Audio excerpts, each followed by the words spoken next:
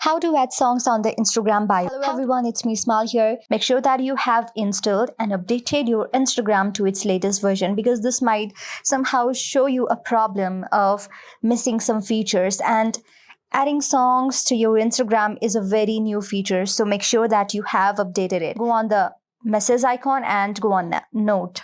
After you tap on note, tap on OK. Tap on the song icon. And after that, you can simply search for any music that you want to put. I will simply put this one right here.